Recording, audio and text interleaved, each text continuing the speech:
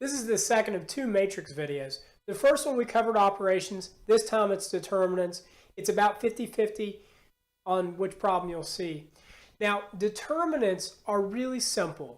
They're going to be plug-in problems, and they're going to give you essentially the formula to get it. So the hardest thing about these is recognizing that they're plug-in problems and getting through the verbiage. Now, these always seem to be 2x2 matrices. I don't think I've ever seen one that isn't. And our problem here is a 2x2 matrix. So it tells you that these entries are labeled A, B, C, D, and that the determinant is found by AD minus BC. Just like we talked about in the operations video, matrices are all about place. Well, not all about place, but a lot of it's about place, and that's true here too. It's just matching things up. So our matrix that they gave us is 2y, then up here it's negative y, then it's 3x and negative x. And we also know that x is 4 and y is 2.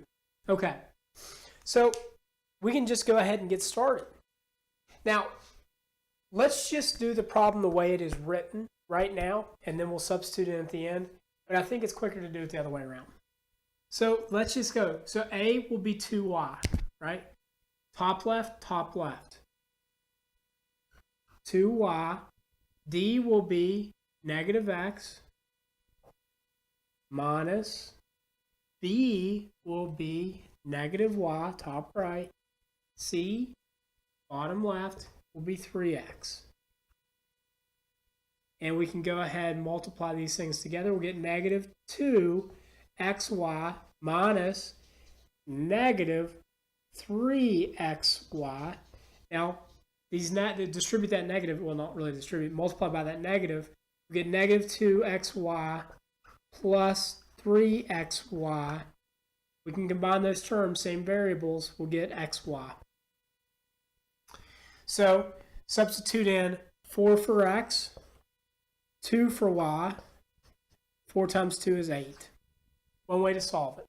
I kind of think it's easier, frankly, if you plug in the numbers first, right? I mean, you can do it whichever way. It doesn't matter, really, but you can do it either way. But I like this a little bit better. I think it's easier. 2 times 2 is 4. Just going to plug in here. 3 times 4 is 12. Oops. I did this. Yeah, I did it right. I had my variables mixed up in my head just for a second. So 2 times negative 1, or negative 2. And 4 times negative 1, negative 4. Okay. Now I can do the same thing. Top left is 4. Bottom right is negative 4. Minus top right is negative 2. Bottom left is 12. And multiply this together, I get negative 16 minus negative 24. Or I can say negative 16 plus 24, and that's going to equal 8. See, ended up in the same place. These problems are really always going to work like this. You know, at least on the years of tests I've looked at. I've never seen one that doesn't. It's a plug-in problem. They give you the formula. They tell you which is A, B, C, D. Don't let the language intimidate you. They do try to do that.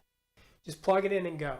It's a point that you should get. Now, it won't always be there, but it's a great one to pick up when it is.